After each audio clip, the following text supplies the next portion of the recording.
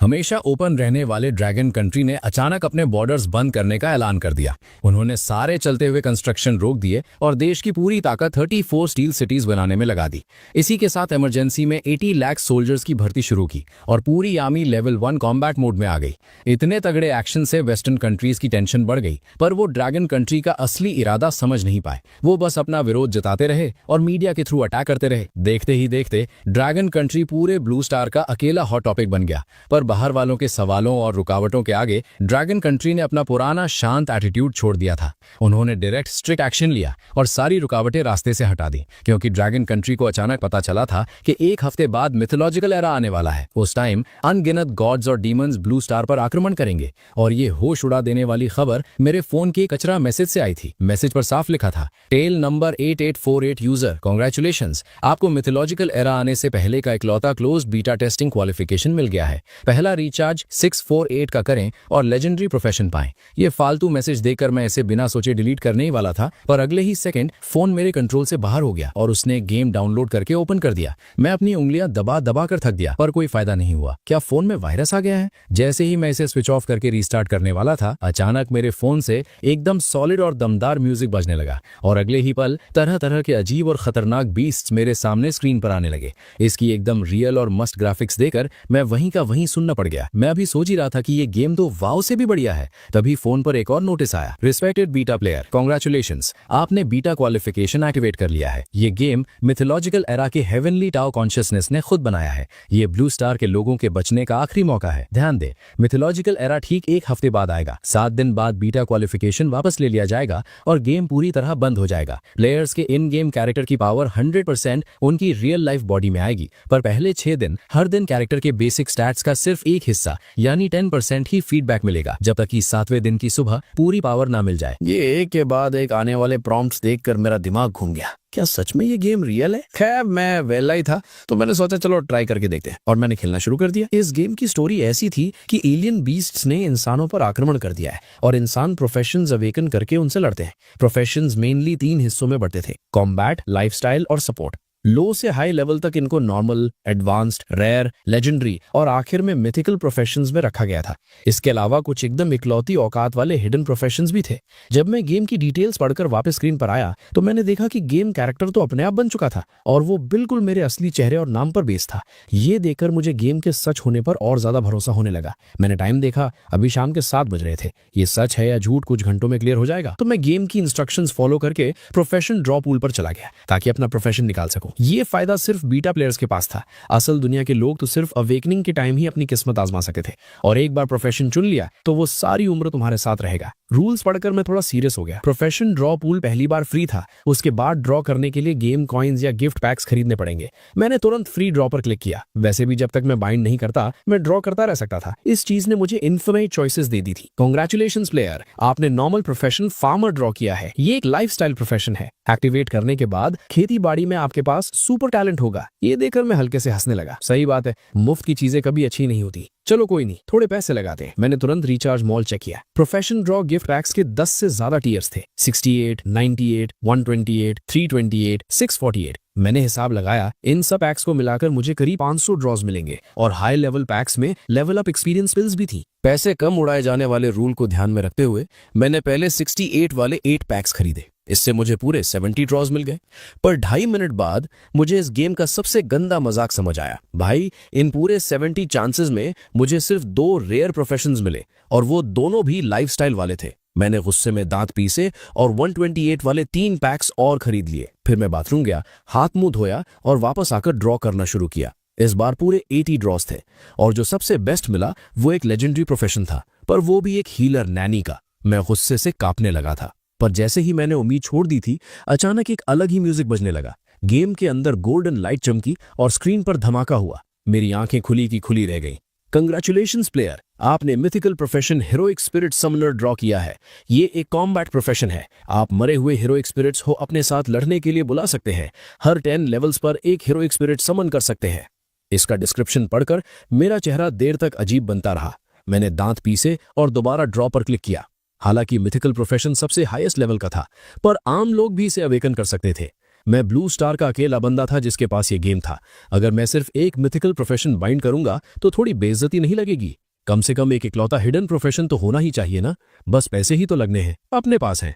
ये सोचकर मैंने आखिरी फैसला लिया और बचे हुए सारे गिफ्ट पैक्स खरीद लिए। उसके बाद मैं पागलों की तरह लगातार ड्रॉ करने लगा। लगता है ऊपर वाले ने मेरी मेहनत देख ली थी। अचानक मेरे सामने रंग बिरंगी तलवारों की परछाइयां आसमान से गिरती हुई दिखीं। कंग्रेचुलेशंस प्लेयर, आपने hidden profession chaos sword master draw किया है। ये एक कॉम्बैट प्रोफेशन है। बाइंड करने के बाद आपको केओस स्वॉर्ड बॉडी मिल जाएगी। एलियन बीस्ट्स को मारने पर डबल एक्सपीरियंस मिलेगा। सारे स्वॉर्ड पाथ स्किल्स अवेकन हो जाएंगे और स्वॉर्ड स्किल्स का इफेक्ट 100% बढ़ जाएगा। ये डिटेल्स पढ़कर मेरी सारी टेंशन गायब हो गई। आखिरकार मैंने ये ड्रॉ कर ही लिया। मुझे नहीं पता इससे तगड़ा कोई और हिडन प्रोफेशन है या नहीं, पर अब मेरी जेब पूरी तरह खाली हो चुकी थी और सिर्फ 10 ड्रॉज बचे थे। मुझ जैसे अनलकी इंसान को इससे अच्छा कुछ नहीं मिलने वाला था, तो मैंने सीधा बाइंड कर क्लिक कर दिया। रिस्पेक्टेड बेटा प्लेयर चेन शुआन, कंग्रेचुलेशंस, आप केओस स्वॉर्ड मास्टर बन गए हैं। आपको केओस स्वॉर्ड बॉडी मिल गई है और आपने स्पेशल एलिमेंट की स्वॉर्ड स्किल लिंक योंग स्वॉर्ड स्लैश अवेकन कर ली है। फोन की स्क्रीन पर यह पढ़कर मेरी खुशी का ठिकाना नहीं रहा। मैं तो एकदम लकी निकला। पहली बार में ही इतना तगड़ा स्पेशल एलिमेंट अवेकन हो गया। बिना किसी देरी के मैंने पैक्स से मिली सारी एक्सपीरियंस पिल्स दबा दी। मेरा लेवल 1 का कैरेक्टर सीधा लेवल 40 पर पहुंच गया। कुछ ही देर बाद प्रोफेशन पैनल ओपन हुआ। नाम Chen Yuan, profession chaos sword master, level 40, power 1276, physique 1767, spirit 2852, equipment none, profession skills special type लिंक योंग sword slash, ice type frozen miles, thunder type sword god thunder, dark type dark domain destruction, profession talent level 50 के बाद खुलेगा। ये सब देकर मैंने satisfaction से अपना सिर हिलाया। आम इंसान की पावर, फिजिक और स्पिरिट ज्यादा से ज्यादा 10 पॉइंट तक ही होती है, पर तभी मेरे पेट में चूहे कूदने लगे। टाइम देखा तो रात के करीब 8 बज रहे थे। मैंने अपने कैरेक्टर को ऑटो गेम पर डाला ताकि वो डंजन क्लियर करके एक्सपीरियंस ले सके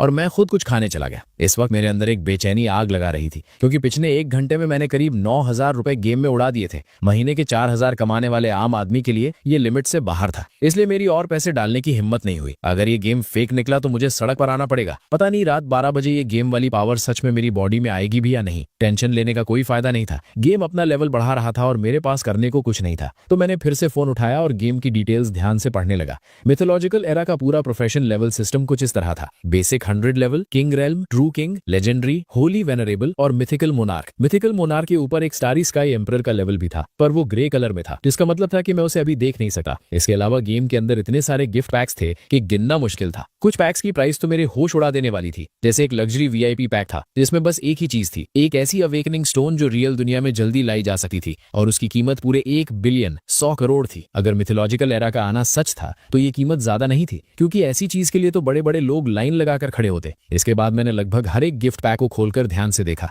कुछ चीजें देकर मेरा मन ललचा गया, पर उनकी कीमत देकर मुझे पीछे हटना पड़ा। मेरी जिंदगी भर की कमाई इन पैक्स का एक कोना भी नहीं थी। मॉल की बाकी चीजें देखने के बाद मैंने बीस्ट गाइड चेक की। ये गाइड शायद सारे टाइप्स के बीस्ट्स को कवर नहीं करती थी, पर इसमें बहुत सी इन्फॉर्मेशन भरी थी। कुछ बीस्ट्स का लेवल तो मिथिकल मोनार्क का था और उनकी पावर्स अजीबो गरीब थी। ऐसा लग रहा था जैसे मैं किसी मिथिकल चिड़ियाघर में आ गया हूँ। तभी धड़कते दिल के साथ आखिरकार रात के 12 बज गए। जैसे ही फोन का टाइम 00000 हुआ, फोन के अंदर से एक आवाज आई। Respected beta player Chen Shuan, congratulations, आपने पहले दिन ही अपना लेवल 45 कर लिया है। आपकी रियल बॉडी को 10% बेसिक स्टैट्स की पावर फीड की जाएगी। भाई, गेम कैरेक्टर की स्टैट्स हजारों में थी और उसका 10% भी कुछ 100 पॉइंट्स होता है। आम इंसान की 10 पॉइंट्स के लिमिट के आगे ये स्टैट्स मुझे ब्लू स्टार पर इनविंसिबल बना देंगी। अचानक मेरे पूरे कमरे में चमकती हुई रोशनी फैल गई। हवा में सुनहरे लाइट्स बने और फिर एक तूफान की तरह मेरी बॉडी के अंदर घुसने लगे। ये सुकून इतना ज्यादा था कि मैं लगभग चिल्ला पड़ा। मैं ठीक से महसूस कर सकता था कि मेरे बॉडी के सेल्स फुल पावर से भर रहे हैं। एक जबरदस्त ताकत मेरे अंदर दौड़ने लगी थी, यहाँ तक कि मेरी पीली स्किन भी एकदम साफ और मुलायम हो गई थी। इस वक्त मैं साफ देख सकता था कि मैं बहुत स्ट्रांग हो गया हूँ, पर मैं एग्जैक्टली कितना स्ट्रांग हुआ हूँ इसका मुझे कोई आइडिया नहीं था। ये कंफर्म करने के लिए मैं उठा और किचन में गया। मैंने एक फ्रूट नाइफ उठाया और अपने पैर पर जोर से मार दिया। बिना किसी डाउट के जो चीज टूट कर गिरी वो फ्रूट नाइफ था। भाई, सच में मेरी लॉटरी लग गई। ये तो बस पहले दिन की आई हुई पावर थी। जब सारी पावर मिल जाएगी तब मैं किस लेवल पर हूंगा। इसके बाद मेरे किचन के सारे बर्तन मेरी उस ताकत का शिकार बन गए। स्टील के पतीले को मैंने एक हाथ से दबाकर बॉल बना दिया, चाकू को अपनी 2 उंगलियों से ही तोड़ दिया, यहां तक कि वो बर्तन धोने वाला स्टील का जूना भी मुट्ठी भेजते ही एक तार बन गया। ढेर सारे टेस्ट करने के बाद मेरा उड़ता हुआ दिल आखिरकार शांत हुआ। अब ये पक्का था कि ये end of the world real है। भले ही मिथोलॉजिकल एरा का आना इंसानों के लिए गॉड बनने का एक मौका हो, पर शुरुआत में ये एक बहुत बड़ी आफत होगी। अचानक अटैक होने से न्यूक्लियर वेपन्स रखने वाले बड़े देश भी बहुत नुकसान झेलेंगे। न्यूक्लियर वेपन्स इन खतरनाक बीस्ट्स को मार पाएंगे या नहीं, ये तो बात की बात है, पर इसका इम्पैक्ट ब्लू स्टार कभी झेल नहीं पाएगा। अब जबकि मेरे पास ये पावर आ गई है, तो मैं अपने देश हुआ शिया को तबाह होते हुए चुपचाप कैसे देख सकता हूँ? और वैसे भी अगर मुझे देश का सपोर्ट मिल जाए तो इस एक हफ्ते में मेरा लेवल आसमान छू लेगा। मुझे नहीं लगता कि मैं सिर्फ ऑनलाइन लोन ले लेकर खुद को बढ़ा पाऊंगा। मैं एक्साइटमेंट के मारे पूरी रात सो नहीं पाया। अगली सुबह जल्दी मैं एक इंसान को ढूंढने निकल गया। वो मेरी पुरानी रियल एस्टेट कस्टमर थी और TN high city hall office की डायरेक्टर थी। सुना था कि इस औरत के पीछे अच्छा खासा बैकग्राउंड है, इसीलिए मैंने उसको कांटेक्ट करने का ठीक समझा। मेरे पास कोई रीबर्थ जैसी चीज तो थी नहीं और ना ही पिछली दुनिया की कहानी पता थी, तो मैंने सोचा इसके नेटवर्क के थ्रू बड़े लोगों से कॉन्टैक्ट बनाऊं ताकि हम साथ मिलकर काम कर सके। पर जब मैंने कल का पूरा किस्सा लिन टोंग को बताया तो उसके चेहरे पर सिर्फ एक मजाकिया स्माइल थी। कमीने, तेरी हिम्मत कैसे हुई? एक सरकारी ऑफिसर के साथ मजाक कर रहा है? दिमाग खराब हो गया क्या तेरा? उसने तुरंत गार्ड्स को बुलाया ताकि मुझे बाहर फेंकवा सके। मुझे इस रिएक्शन से कोई हैरानी नहीं हुई, किसी को भी मेरी बात सुनकर यही लगा, डायरेक्टर लिन, मैं अपनी बात साबित कर सकता हूँ। ठीक है, मैं तुझे एक चांस देती हूँ साबित करने का। लिन टोंग ने अपने दोनों हाथ सीने पर बांधे और चेयर पर पीछे टिकर मुझे देखते हुए कहा। मैंने ऑफिस के चारों तरफ देखा, फिर साइड में रखी एक सॉलिड लकड़ी की टेबल के पास गया। मैंने लिन टोंग की आंखों में देखते हुए एकदम शांत आवाज में कहा, यह है वो पावर जो मुझे मिली है। मेरी बात पूरी भी नहीं हुई थी कि एक बड़ा धमाका हुआ। मैंने उसकी सॉलिड लकड़ी की टेबल पर बस एक थप्पड़ मारा और अगले ही पल वो पूरी टेबल चूरा चूरा होकर धूल बन गई।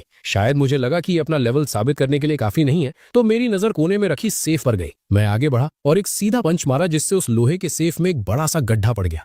अगर मुझे इस बिल्डिंग को गिराने का डर न होता तो मैं उस पूरी दीवार को ही उधेड़ देता। ये देखकर लिन टोंग की आंखें फटी की फटी रह गई और उसके चेहरे पर टेंशन के पसीने दिखने लगे। बड़े बैकग्राउंड से होने की वजह से उसको पता था कि आज की दुनिया में कुछ मार्शल आर्टिस्ट एग्जिस्ट करते हैं। उसने खुद उन लोगों को देखा था जो अकेले 10 आम लोगों को पीट कर रख देते थे, पर उनकी पावर मेरे इस लेवल के आगे कुछ नहीं थी। जब वो चुप रही तो मुझे लगा कि उसके दिमाग में अभी भी डाउट है। मैं तुरंत उसके पास गया और बोला, इस ऑफिस में मैं ठीक से पावर दिखा नहीं पाऊंगा। मेरे पास जो की और ताकत है वो इससे कहीं ज्यादा डेंजरस है। मेरी बात सुनकर लिन टोंग की सांसें तेज हो गईं। जो पावर मैंने अभी दिखाई थी वो लोगों को डराने के लिए काफी थी, पर वो सिर्फ मेरी पावर का छोटा हिस्सा था। अगर चेन शुआन के पास सच में इतनी पावर है तो इसका मतलब उसका मिथोलॉजिकल एरा के आक्रमण वाला सच भी रियल है। ये समझने के बाद लिन टोंग का चेहरा डर और सवालों से भर गया। अगर मैं तेरी बात मान भी लूं तो तेरा असली मकसद क्या है? मेरा प्लान है कि मैं देश के साथ मिलकर काम करूं। भले ही टाइम सिर्फ एक हफ्ता बचा है, पर पूरे देश की ताकत लगाकर एक हफ्ते में भी बहुत कुछ उखाड़ा जा सकता है। मेरी बात सुनकर लिन टोंग ने थोड़ा दिमाग लगाया और देर तक सोचने के बाद आखिरकार उसने अपनी डेस्क से फोन उठाया और कॉल लगा दी। भले ही उसको अपने दादाजी की असली आइडेंटिटी नहीं पता थी, पर ऐसी आफत के टाइम अपने उस रहस्यमयी दादाजी को ही कॉल मिलाना पड़ता। सारी बातें बताने के बाद लिन टोंग ने अपना फोन मेरी तरफ कर दिया। फोन से एक भारी आवाज वाले बुढ़े आदमी की आवाज आई, हेलो दोस्त चैन, तुमने जो भी कहा क्या वो 100% सच है? बिल्कुल ठीक बात। मेरी बॉडी की चेंजेस के अलावा मेरे पास और भी तरीके हैं साबित करने के, पर मुझे देश की सपोर्ट चाहिए। शाओटोंग के अलावा क्या तुमने किसी और को ये बात बताई है? नहीं, मैं सुबह जल्दी निकल गया था। लिन टोंग काली इंसान है जिससे मैंने बात की है। दोस्त बस थोड़ा टाइम रुको, मैं अभी किसी को तुम्हें लेने भेजता हूँ। कॉल कट हुई और दूसरी तरफ लिन शुआंग का चेहरा बहुत सीरियस हो गया। वो लगभग 70 साल का होने वाला था और उसने पहली बार ऐसी अजीब बात सुनी थी, पर क्योंकि ये देश का बड़ा मैटर था, अगर 1% भी सच्चाई है तो इसे इग्नोर नहीं किया जा सकता। अगर उसकी लापरवाही से देश तबाह हो गया तो वो पूरे देश का गुनहगार बन जाएगा। ये सोचते ही उसने अपने असिस्टेंट को जोर से आवाज लगाई, गाड़ी लगाओ, ऊपर के ऑफिसर से मीटिंग करनी है। दूसरी तरफ ऑफिस में बैठे हुए मैं थोड़ा बोर हो रहा था, तो मैंने अपना फोन निकाला और वापस गेम ओपन कर लिया। मेरा लेवल अभी तक 50 पर पहुंच चुका था। तभी एक और आवाज आई, कांग्रेचुलेशंस प्लेयर चेन शुआन, आपका प्रोफेशनल लेवल 50 पहुंच गया है। अब आपके लिए टैलेंट एक्सट्रैक्शन पूल शुरू हो गया है। आप किंग रेलम से पहले रैंडमली टैलेंट्स ड्रॉ कर सकते हैं। आपका प्रोफेशन मैक्सिमम 5 टैलेंट्स बाइंड कर सकता है और एक बार बाइंड करने के बाद उसे हटाया नहीं जा सकता। इसके साथ ही प्रोफेशन स्किल स्क्रीनिंग खुल गई है और वूटोंग फियर्स रेलम डंजन भी शुरू हो गया है। इस डंजन को क्लियर करने पर आपको स्क्रिल स्क्रॉल्स मिलेंगे। बेशक आप मॉल से भी स्क्रॉल्स खरीद सकते हैं। इंटरफेस में ये प्रॉम्प्ट देखकर मेरी आंखें चमकने लगी और मैंने तुरंत गेम मॉल ओपन किया, पर प्राइस देखते ही मेरा चेहरा उतर गया। भाई सबसे basic talent draw gift pack की कीमत 3 लाख कॉइन्स थी और एडवांस वाले तो सीधा 1 मिलियन तक थे। मेरा तो मन कर रहा था गेम वालों को गाली दे दूं। मैंने अपनी आधी जिंदगी मेहनत करके जो कमाया था उससे मैं एक थके हुए बेसिक टैलेंट पैक का हिस्सा भी नहीं खरीद पा रहा था। घर लेने की बात तो दूर की है, स्किल स्क्रोल्स का हाल तो और भी रुला देने वाला था। सबसे घटिया क्वालिटी का सफेद स्क्रोल 1 मिलियन का था। मैंने ऑनलाइन मॉल में उनको टच करने की हिम्मत भी नहीं की। मैं अभी अपनी इस गरीबी को रो ही रहा था कि दरवाजे पर आवाज हुई। उसके बाद करीब 10 फौजी ड्रेस में मिलिट्री वाले अंदर आए और मेरी तरफ बढ़ते हुए सलूट ठोक दिया। मिस्टर चैन, कृपया हमारे साथ चलिए, और डायरेक्टर लिन, आपको भी चलना पड़ेगा। तकलीफ के लिए माफी चाहते हैं। मैं उठकर उन्हें वापस सलूट किया और बिना किसी हेजिटेशन के बाहर चल दिया। जब हम कॉरिडोर में आए तो वहां 20 से ज्यादा आर्मी वाले फुल वेपन तैयारी में खड़े थे। मुझे लगा यही बहुत बड़ी सिक्योरिटी है, पर जब मैं नीचे उतरा तो मेरे होश उड़ गए। मुझे समझ आया कि देश ने इस मैटर को कितना सीरियसली लिया था। पूरे 10 से ज्यादा आर्मर्ड गाड़ियां बिल्डिंग के बाहर एक लाइन में खड़ी थीं और आसमान में 2 WZ-10 हेलीकॉप्टर्स नीचे चक्कर काट रहे थे। यहाँ तक कि आसपास की सड़कों को पूरी तरह लॉक करके पब्लिक को रोक दिया गया था। देश का ये तगड़ा रिएक्शन देकर मेरे अंदर थोड़ा डर बैठने लगा। आखिर किसी को नहीं पता था कि ये मिथोलॉजिकल एरा असल में कैसा होगा, और टाइम बहुत कम था। भले ही पूरा देश अपनी पूरी ताकत लगा दे, तब भी हर किसी को बचाना नामुमकिन होगा। उस टाइम पता नहीं कितनी भयंकर तबाही आएगी। गाड़ी में बैठते ही मैं आने वाली इस आफत को रोकने के प्लान सोचने लगा। सोचकर हंसी आती है कि कुछ दिन पहले मैं एक छोटा सा ऑफिस वर्कर था और अब मैं देश के सबसे बड़े कामों की टेंशन ले रहा था। जिंदगी सच में बहुत अजीब है। इस तरह लगभग 1 घंटा बीता और गाड़ी रुकी। एक सॉलिड बॉडी वाला आदमी हमारी तरफ आया। मिस्टर चैन, मैं ईस्टर्न मिलिट्री रीजन का कमांडर लिन जैन ये हूँ। बिना घुमाए फिरा के बात करूंगा। हम चाहते हैं कि आप कुछ टेस्ट्स में हमारा साथ दे ताकि हम आपकी बातों को कंफर्म कर सके। मुझे इसमें कुछ अजीब नहीं लगा। इतना बड़ा देश का मामला सिर्फ मेरी बातों पर तो ठीक नहीं मान सकते। उसके बाद लिन जैन ये मुझे एक बड़े से हॉल में ले गए। उस हॉल के अंदर पहले से ही ढेर सारे टेस्टिंग मशीन्स और दर्जनों रिसर्च एक्सपर्ट्स तैयार थे। लिन जैन ये ने ढेर सारे टॉप लेवल के लोगों को एक सीक्रेसी एग्रीमेंट साइन करवाया और फिर बोले, मिस्टर चैन, ये है dragon country academy of sciences के एकेडमिशियन ये शेंग। ये आपके टेस्ट सुपरवाइज करेंगे। थोड़ी देर की फॉर्मेलिटीज के बाद व्हाइट लैब कोट पहने ये शेंग ने थोड़ी दूर रखे एक सॉलिड स्टील डमी की तरफ इशारा करके मुझे बोला, मिस्टर चैन, कृपया अपनी पूरी पावर और की लगाकर इस डमी पर अटैक करें। मैंने ठीक है कहकर सिर हिलाया और चुपचाप उस डमी के पास चला गया। इस वक्त वहां खड़े हर एक इंसान ने अपनी सांस रोक ली थी और वो मेरी तरफ बिना पलके झपकाए देख रहे थे। यहाँ तक कि कैपिटल में बैठे ड्रैगन कंट्री के टॉप ऑफिशियल्स भी शांति से लाइव स्क्रीन देख रहे थे। अचानक एक जोर का धमाका हुआ। कान बहरे कर देने वाली आवाज के बाद जब सबने ध्यान से देखा तो उन्हें दिखा कि वो डमी मेरे एक ही अटैक से चूरा चूरा हो चुका था। यहां तक कि उसने पीछे वाली दीवार में भी एक बड़ा सा गड्ढा कर दिया था। इस पल में आकर लिन जानिए को असलियत समझ आई कि मैंने उसके ऑफिस की टेबल तोड़ते वक्त अपने पंच को कितना ज्यादा कंट्रोल करके रखा था। डेटा कैसा है? होश में आते ही ये शन ने जल्दी से पूछा। बेसिक पावर 5 टन यानी कि 5000 kg से ज्यादा है। सिर्फ इस एक लाइन ने वहां मौजूद सभी लोगों को चुप करा दिया। मैं इंसान हो ही नहीं सकता, ये ख्याल वहां सबके दिमाग में एक साथ आया।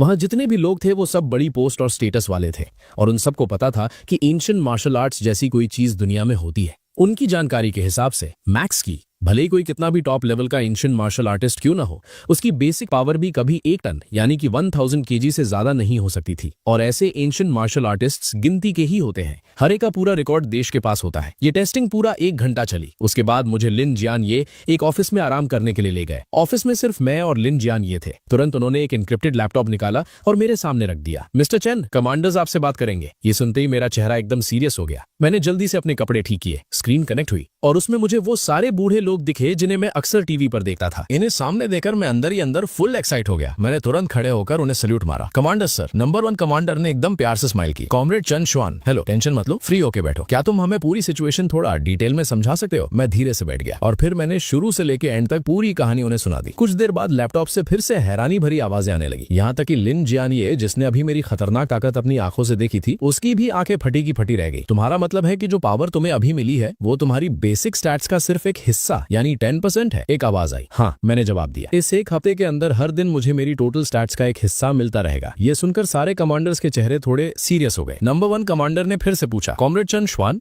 मैंने सुना है कि तुम्हारे पास इस इंसिडेंट को साबित करने के और भी तरीके हैं। देश के उन बड़े लीडर्स की नजरों में मैंने जो पावर दिखाई थी वो इस बात को साबित करने के लिए काफी थी, पर क्योंकि ये पूरे देश के फ्यूचर का सवाल था, उन्हें बहुत फूंक फूंक कर कदम रखना था। सीधे शब्दों में कहूं तो उन्हें मुझसे कुछ और ज्यादा ठोस सबूत चाहिए थे ताकि उन्हें पूरी तसल्ली हो सके। आखिर एक बार उन्होंने फैसला ले लिया तो पूरा देश आने वाले कुछ ही दिनों में पूरी तरह से पलट जाएगा। इसमें लगने वाला पैसा और जो नुकसान उठाना पड़ेगा उसका कोई अंदाजा नहीं लगा सकता था। ये सब देखकर मैं भी उन ऊपर वालों की टेंशन समझ रहा था, तो मैंने तुरंत गेम का मॉल ओपन किया। कमांडर्स, गेम के अंदर सच में कुछ ऐसी चीजें हैं जो प्रूफ दे सकती हैं। बस इन गिफ्ट पैक्स का प्राइस, ये बोलते हुए मैं शर्म से अपना सिर खुजाने लगा। मेरी ये हालत देखकर वो सारे कमांडर्स हंसने लगे। वहां का वो सीरियस और भारी माहौल अचानक से थोड़ा हल्का हो गया। जियान ये कॉमरेड चंद शुआन ने देश पर भरोसा किया है तो देश भी उसे मायूस नहीं करेगा। जाओ इसका इंतजाम करो। Yes commander. लिन जियान ये ने हल्के से सिर हिलाया और तुरंत अपना फोन उठाकर एक कॉल लगाया। लिन जियान ये ने मुझसे मेरा बैंक अकाउंट नंबर तक नहीं पूछा। मैं समझ गया था कि देश ने मेरी पूरी कुंडली पहले ही निकालकर छान मारी थी।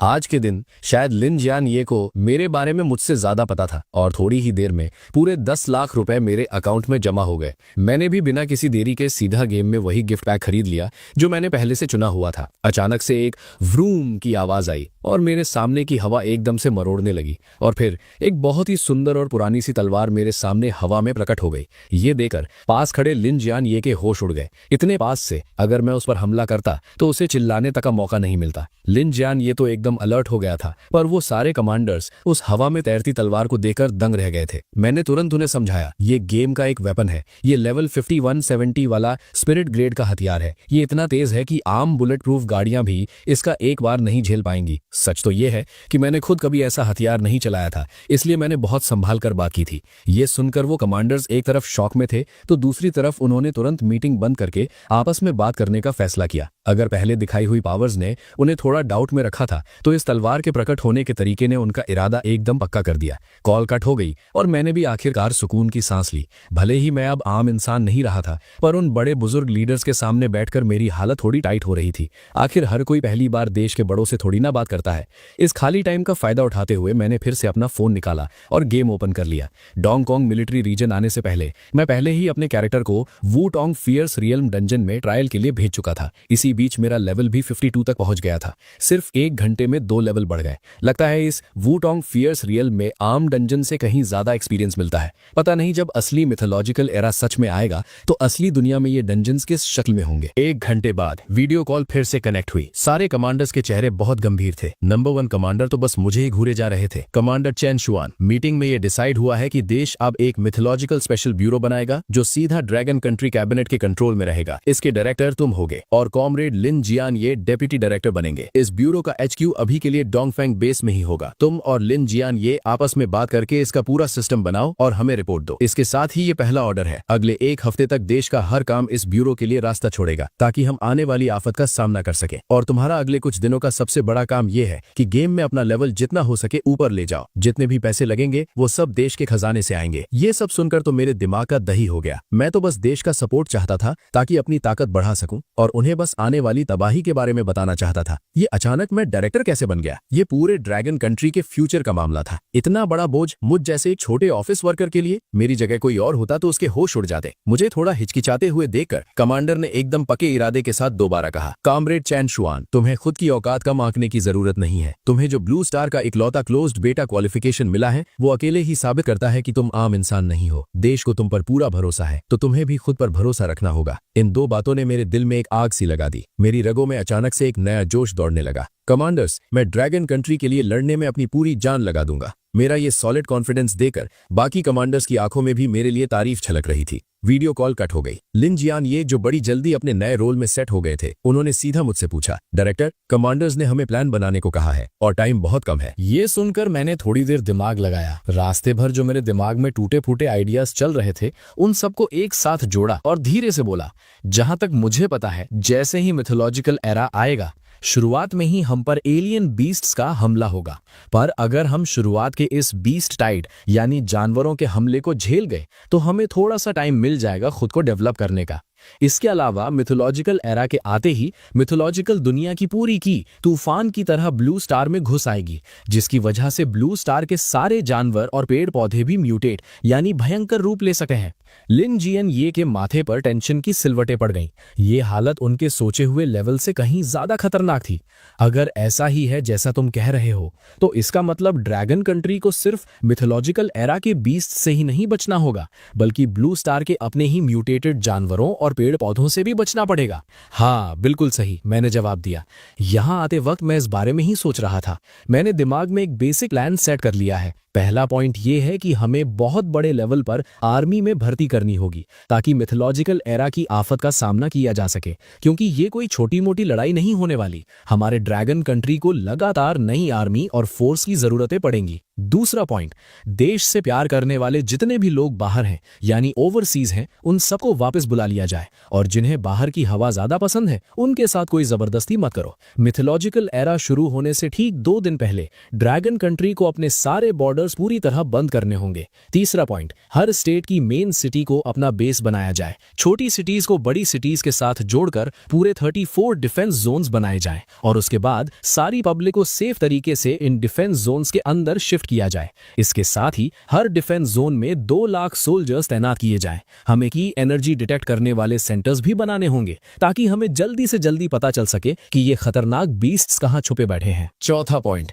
देश के सारे टॉप साइंटिस्ट्स को एक साथ बुलाया जाए और पूरी पावर लगाकर सबसे खतरनाक और जानलेवा वेपन्स बनाए जाएं।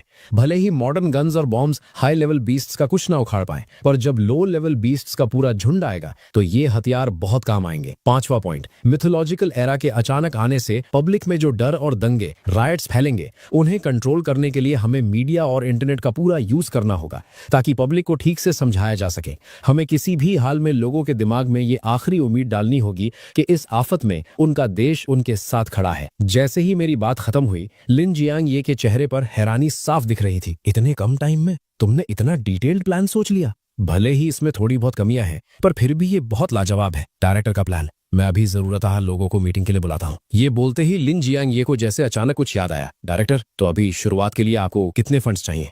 ये सुनकर मैंने हल्के से स्माइल किया। जब देश ही मेरा सबसे बड़ा सपोर्ट बन चुका है तो सोच का लेवल तो बड़ा रखना ही पड़ेगा ना। शराफत या शर्म दिखाने का तो अब कोई सवाल ही नहीं पैदा होता। तो ठीक है, पहले 10 बिलियन दे दो, गेम में थोड़ा रिचार्ज मारना है। इतने बड़े अमाउंट पर लिन जियांग ये को बिल्कुल भी हैरानी नहीं हुई। आखिर अब मैं पूरे ड्रैगन कंट्री का सबसे वीआईपी इंसान जो बन चुका था। उन्होंने तुरंत एक और कॉल लगाई। करीब 10 मिनट बाद जब मैंने अपने फोन का मैसेज देखा जिसमें 0 इतने थे कि स्क्रीन पर ठीक से फिट भी नहीं आ रहे थे, तो मेरा दिल औकात से बाहर जोरों से धड़कने लगा। सिर्फ 10 बिलियन ही तो है। साले पैरों, कांपना बंद कर सकते हो क्या? डायरेक्टर, मुझे तुरंत एक्सपर्ट्स की मीटिंग बुलानी होगी ताकि प्लान डिस्कस हो सके। क्या आप भी मेरे साथ चलना चाहेंगे? नहीं, अभी के लिए मेरा सामने ना आना ही ठीक रहेगा। इन सब कामों का पूरा चार्ज आप ही लीजिए। असली लोगों के साथ मीटिंग खेलने से अच्छा मुझे अभी गेम में अंधाधुंध पैसे उड़ाने का मजा ज्यादा पसंद आ रहा था। लिन जियानिये के वहां से निकलने के बाद मैंने फिर से अपना फोन निकाला और जैसे कोई शॉपिंग मॉल में पागलों की तरह खरीदारी करता है, मैं भी शुरू हो गया। उन गिफ्ट पैक्स की प्राइसेस को देखकर जो बस 1 घंटे पहले मेरी औकात से बिल्कुल बाहर थे,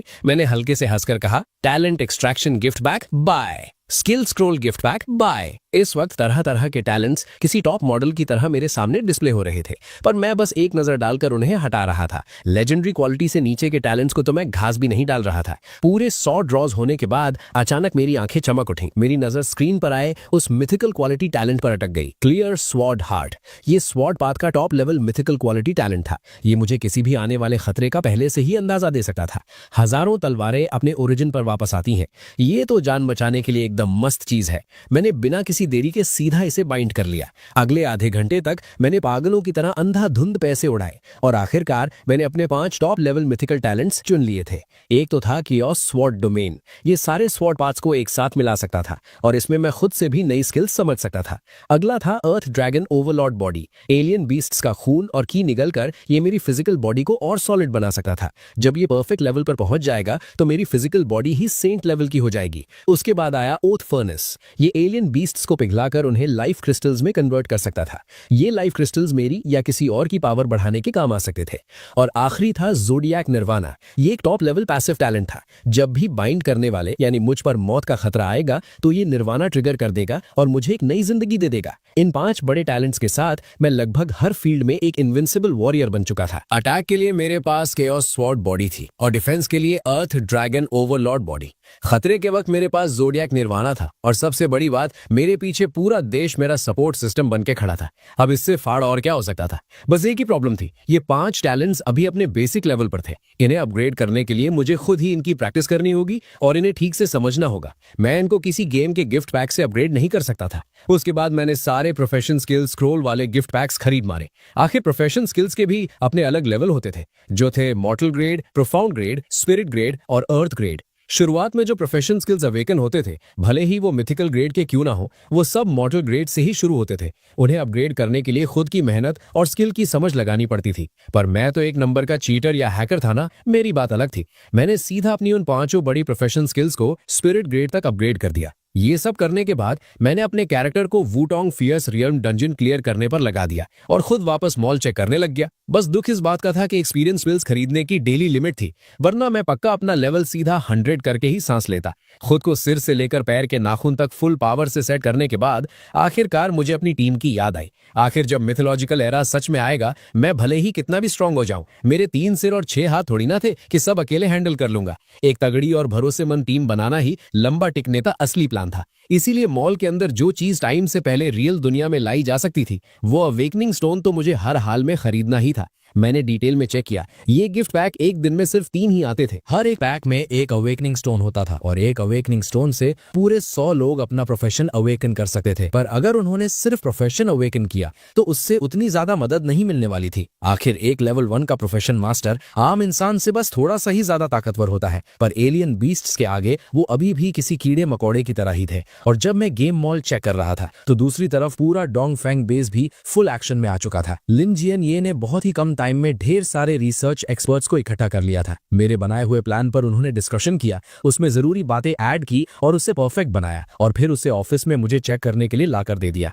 उसके बाद उसे सीधा कैबिनेट के पास भेज दिया गया। इस वक्त लिन जियन ये लाल फाइल्स का एक बंडल पकड़े हुए मुझे देते हैं। डायरेक्टर, कैबिनेट ने प्लान पास कर दिया है। मैंने हल्के से सिर हिलाया और कहा, क्योंकि टाइम बहुत कम है तो सबसे पहले ये डिफेंस जोन वाला प्लान एग्जीक्यूट किया जाएगा। तुरंत हर फील्ड और इंडस्ट्री के रिप्रेजेंटेटिव्स की एक बड़ी मीटिंग बुलाओ, खास करके कंस्ट्रक्शन इंडस्ट्री वालों की। और हाँ, उन्हें अभी असली सच बताने की जरूरत नहीं है, वरना बिना मतलब का डर और पैनिक फैल जाएगा। उन्हें सीधा सेंट्रल गवर्नमेंट का डायरेक्ट ऑर्डर सुना दो। इसके साथ ही तुरंत आर्मी में भर्ती शुरू करो, बाहर रहने वाले सिटीजन्स को वापस बुलाओ, खतरनाक वेपन्स बनाना शुरू करो और इंटरनेट पर पहले से ही माहौल सेट करना शुरू कर दो। ये सारे काम एक साथ चलने चाहिए क्योंकि टाइम किसी का इंतजार नहीं करता। इसके तुरंत बाद कैपिटल के असेंबली हॉल के सामने इमरजेंसी नोटिस मिलते ही हर इंडस्ट्री के रिप्रेजेंटेटिव्स अपना सारा काम धाम छोड़कर वहां पहुंच गए थे। यहां तक कि जो रिप्रेजेंटेटिव्स दूर के एरियाज में थे, उन्हें तो आर्मी ने सीधा मिलिट्री प्लेन्स भेजकर वहां लाया था। वो सब के सब पसीने से लथपथ थे और उनकी सांसें बुरी तरह फूली हुई थी। किसी का आपस में बात करने तक का मूड नहीं था। असेंबली हॉल के अंदर उस बड़े से प्लेटफॉर्म पर जो सीना तान कर खड़ा था, वो मेजर जनरल लिन जियन ये थे। नीचे बैठे सारे लोग ये नजारा देखकर एकदम कंफ्यूज थे।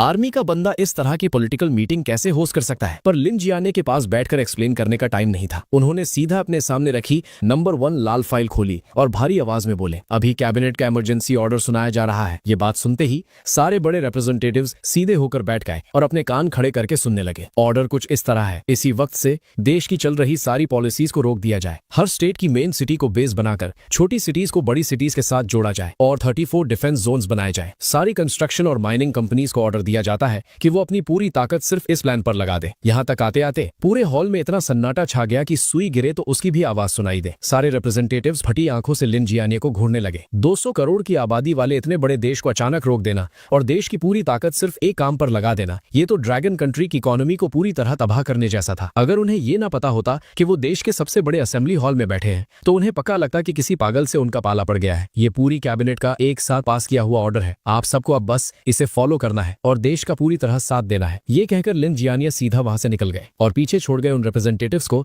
जो एक दूसरे की शक्ल देख रहे थे। जैसे ही असेंबली हॉल का बड़ा दरवाजा खुला, बाहर वेट कर रहे रिपोर्टर्स का सब्र टूट गया। बॉस वैंग, क्या आप बता सकते हैं कि मीटिंग में क्या हुआ?